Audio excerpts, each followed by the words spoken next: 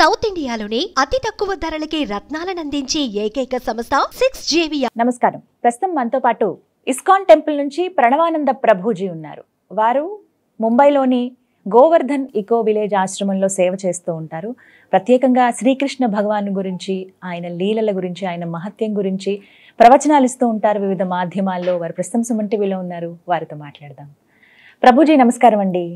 నమస్కారం. ఎలా ఉన్నారు? బాగున్నానండి. ప్రభుజీ, శ్రీకృష్ణుడి గురించి ఇంకా తెలియని రహస్యాలు, విషయాలు చాలా ఉన్నాయి అని చెప్తూ ఉంటారు. కొన్ని ఇప్పటికీ సందిగ్ధంలో ఉండిపోయినవి కూడా ఉన్నాయి.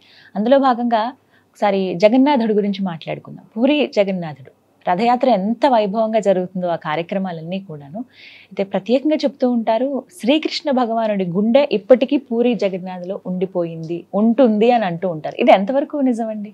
అయితే పూరి క్షేత్రం గురించి మనం కొద్దిగా తెలుసుకుందాం. అసలు ఎలా ఆ జగన్నాథ, బలదేవ, సుభద్ర యొక్క విగ్రహాలు అక్కడ ప్రతిష్టాపనయ్యాయి. మనకి ఇంద్రద్యుమ్న అనే ఒక మహారాజు గారు ఉండేవారు అనమాట. ఆయనకి ఒక కోరిక ఉండేది, స్వామిని నేను చూడాలి, ఆ భగవంతుని దర్శనం చేసుకోవాలి. అయితే ఆ రాజ్యంలో ఉండే ప్రజలందరికీ కూడా ఒక చాటింపు వేయించారు, ఎవరైనా ప్రత్యక్షంగా భగవంతుని చూసిన వాళ్ళు ఉంటే మాకు చెప్పండి, వాళ్ళని మేము చక్కగా సత్కరించి ఆ ప్రదేశంలో మేము కూడా భగవంతుని దర్శనం చేసుకుంటాము అని అన్నారనమాట. అయితే అప్పుడే ఆ రాజ్యానికి ఉత్కల ప్రదేశం, ఉత్కల అంటే ఇప్పుడుండే ఒరిస్సా, అక్కడ నుంచి ఒక సాధువు వచ్చి, అయ్యా నేను ఉత్కల ప్రదేశంలో నీలాచలం అనే దగ్గర భగవంతుని దర్శనం చేసుకున్నాను అని చెప్తారనమాట. అయితే సరే అని ఈయన తన యొక్క మంత్రుల్ని ఇచ్చి పంపిస్తారు, ఆ ఉత్కల ప్రదేశంలో ఎక్కడున్నారో ఈ స్వామిని ఎతికి చూపించండి అనేసరికి అక్కడ ఒక అద్భుతమైన మంత్రి అనమాట. ఆయన బయలుదేరుతారు చక్కగా ఆ ప్రదేశాన్ని వెతకడానికి. వెళ్ళి ఈ ఉత్కల ప్రదేశం ఎక్కడ, ఈ శబర జాతికి సంబంధించిన వాళ్ళు ఆ స్వామిని ఆరాధన చేస్తూ ఉన్నారనమాట. విద్యాపతి అనే ఈయన బయలుదేరారు ఎతకడానికి. అలా అడ్రస్ కనుక్కుంటూ ఈ శబర జాతికి వచ్చేసారు. ఒక ట్రైబల్ పీపుల్ అనమాట వాళ్ళు. అక్కడికి వచ్చేసరికి ఈయన తెలిసింది, ఇక్కడ వీళ్ళు ఆరాధన చేస్తున్నారు, కానీ వాళ్ళు ఎవ్వరికి కూడా చూపించే వాళ్ళు కాదనమాట.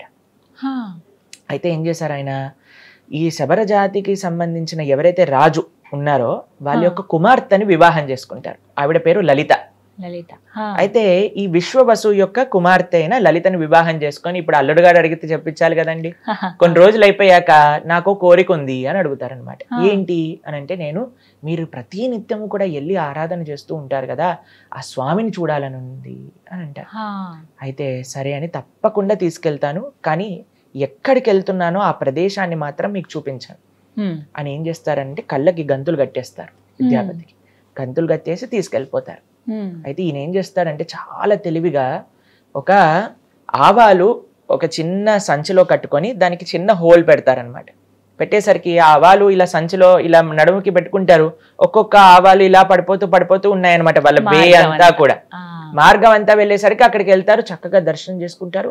అద్భుతమైన దర్శనం కలుగుతుంది. నీల మాధవ రూపంలో భగవంతుడు అక్కడ ఉన్నారు.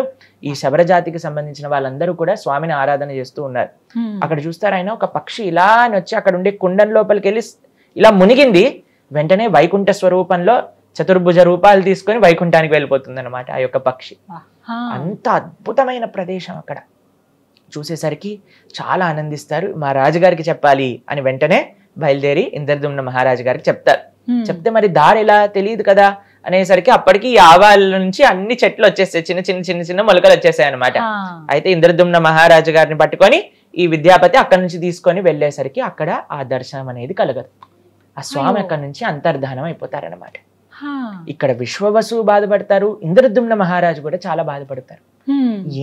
ఏం జరిగింది, ఎందుకు ఇలా స్వామి దర్శనం అంతర్ధానం అయిపోయింది అనగానే స్వామి ఇలా కళ్ళలో కనిపించి, అయ్యా నేను ఇంకొక అద్భుతమైన రూపంలో ఈ ప్రజలందరికీ కూడా దర్శనం ఇవ్వాలి అని అనుకుంటున్నా, కాబట్టి మీరు ఆయన ఒక యజ్ఞాన్ని చేస్తారనమాట. అందులో కనిపించి స్వామి చెప్తారు, ఒక పెద్ద చెక్క ముక్క ఇలా నీళ్ళల్లో ఆ సముద్రంలో వస్తుంది మీ దగ్గరికి, దానితో మీరు విగ్రహాలు చేయించండి అని చెప్తారనమాట.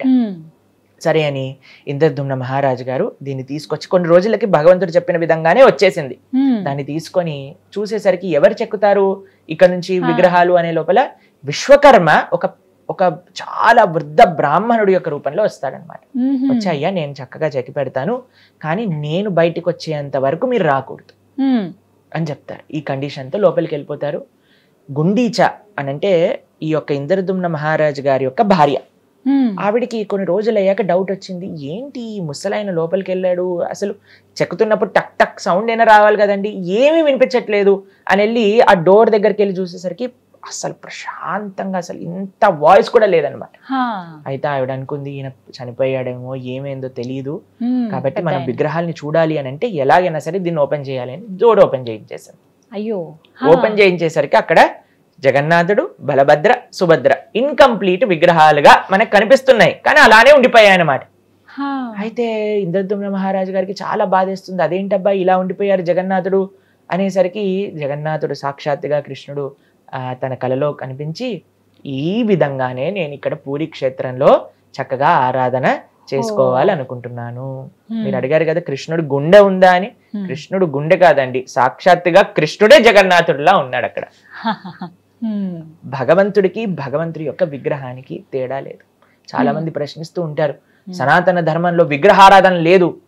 మీరు చూడండి, భగవంతుడే వచ్చి నా విగ్రహాల్ని చేయించింది అని చెప్తున్నారు. కాబట్టి మనం స్వామి యొక్క శ్రీ విగ్రహాన్ని ఆరాధన చేస్తుంటే అది సాక్షాత్తుగా భగవంతుణ్ణి ఆరాధన చేసినట్టే. మన సనాతన వైదిక సంస్కృతిలో ఎన్నో ప్రమాణాలు ఉన్నాయి మనకి విగ్రహారాధన అన్నిటికంటే శ్రేష్టమైన మార్గము అని చెప్పడానికి. కాబట్టి ఎవరైతే మీ దాంట్లో విగ్రహారాధన లేదు, విగ్రహారాధన అవసరం లేదు అనే వాళ్ళందరికీ కూడా జగన్నాథుడి యొక్క లీలే ప్రత్యక్ష ప్రమాణం. స్వామి సాక్షాత్తుగా తన విగ్రహాన్ని చేయించుకున్నారు. చేయించుకున్నాకండి ఒక అద్భుతమైన ఆలయాన్ని ఇంద్రదుమ్న మహారాజు గారు నెలకొల్పుతారు. చాలా పెద్ద కథ అండి అది, మీకు కొద్దిగా చిన్నగా చెప్తాను. అయితే ఈ ఆలయం వచ్చాక ఈ ప్రతిష్ఠ ఎప్పుడైతే చేస్తారో భగవంతుడు ఇంద్రదుమ్న మహారాజు గారిని అడుగుతారు, ఇంత నా కోసం సేవ చేసావు, ఇంత తపనగా నా ఆలయాన్ని కట్టించావు, ఇంత ప్రేమతో నన్ను ఆరాధన చేస్తున్నావు, నీకేదన్నా కోరిక ఇవ్వాలనుంది, మీరు ఏదన్నా వరం కావాలి అని అంటే కోరుకోండి అని అంటారనమాట. అప్పుడు ఇంద్రదుమ్న మహారాజు గారు 3 కోరికలు కోరుకుంటారు. మీరు ఎప్పుడైనా విన్నారా ఏ కోరికలు అవి అని? ఒకటి ఏంటి అని అంటే, అయ్యా నీ చేతులు ఎప్పుడు కూడా తడిగా ఉండాలి. అంటే ఏంటో తెలుసా, ఎప్పుడు కూడా తింటూ ఉండాలన్నమాట, భోజనం చేస్తూ ఉండాలి, స్వామి ప్రసాదాన్ని నైవేద్యాన్ని స్వీకరిస్తూ ఉండాలి. స్వీకరించి చేతులు కడుగుతారు కదండి, చేతులు కడుక్కోగానే ఇంకో నైవేద్యం రావాల్సిందే అక్కడికి ఇంకొకటి.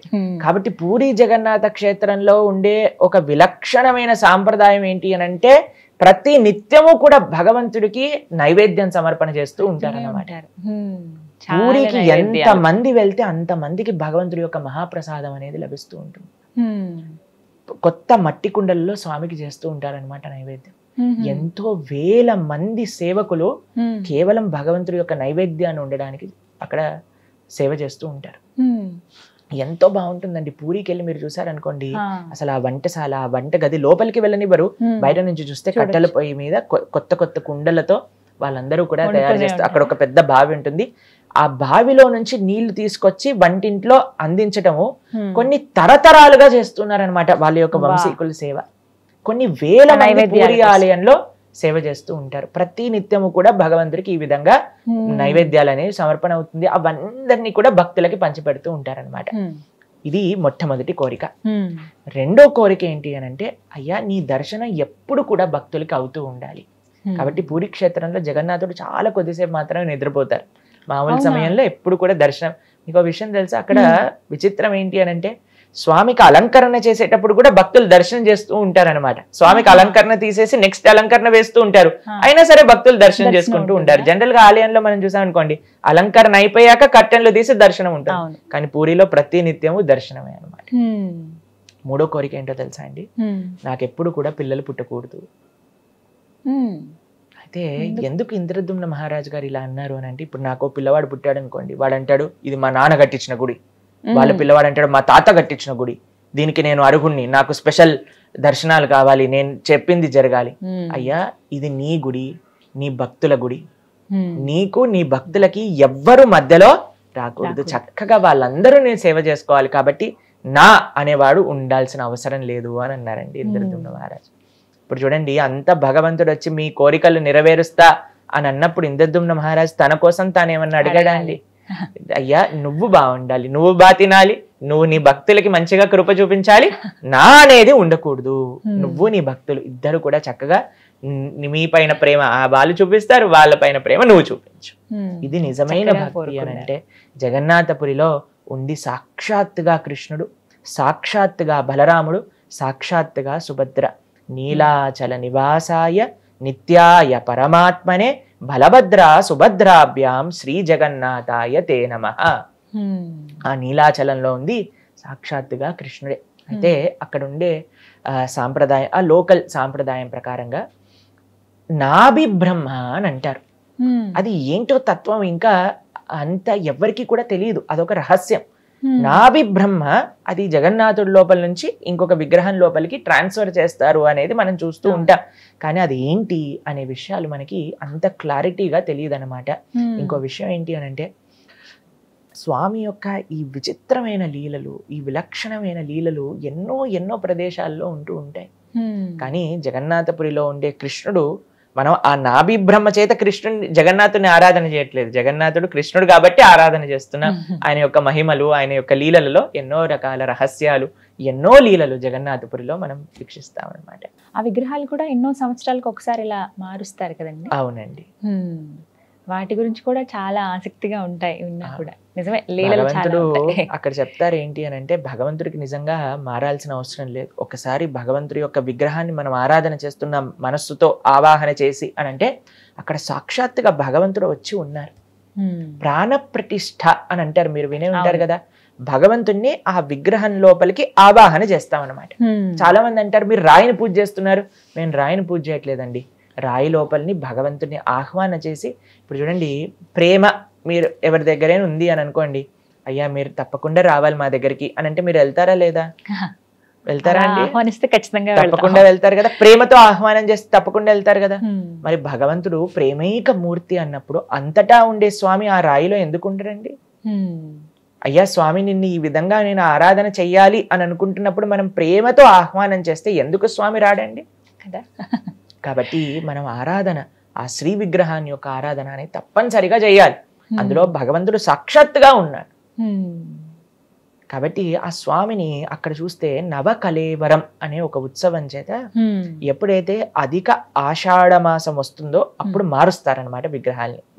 ఒక కొత్త విగ్రహాలని చేయించి అందులో నుంచి ఈ నాభి బ్రహ్మని ఇందులోపల పెట్టి మిగతా ప్రతిష్టా కార్యక్రమాలన్నీ కూడా చేసేసి ఈ పురాణ విగ్రహాలన్నింటినీ కూడా తీసుకెళ్లి అక్కడ ఒక ఆలయంలోనే ఒక దగ్గర ఉంటుంది, ఒక ప్రదేశం ఉంటుంది అనమాట. అందులోపల వాళ్ళు పూజ చేస్తారనమాట.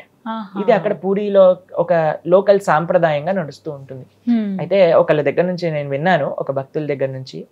ఆయన అంటారు, భగవంతుడు అంటున్నారు ఈ ప్రపంచంలో ఉండే వాళ్ళతో, అయ్యా సాక్షాత్తుగా భగవంతుడి యొక్క విగ్రహాన్ని అయినా నేనైనా సరే ఒక రోజు ఎక్స్పైరీ, ఒక రోజు అయిపోతాను, ఆ కొత్త విగ్రహం రావాల్సి వస్తుంది.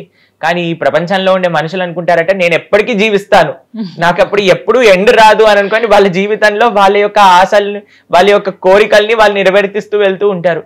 ఇప్పుడు చూడండి ఎంత ఆశ్చర్యం అని అంటే మనం ఉండే వాళ్ళందరూ కూడా పక్కన ఉండే వాళ్ళు పోతున్నారు అని మనం గమనించినా సరే నేను మాత్రం పోను, నాకు మాత్రం ఎండ్ లేదు అని అనుకుంటారు. అవును.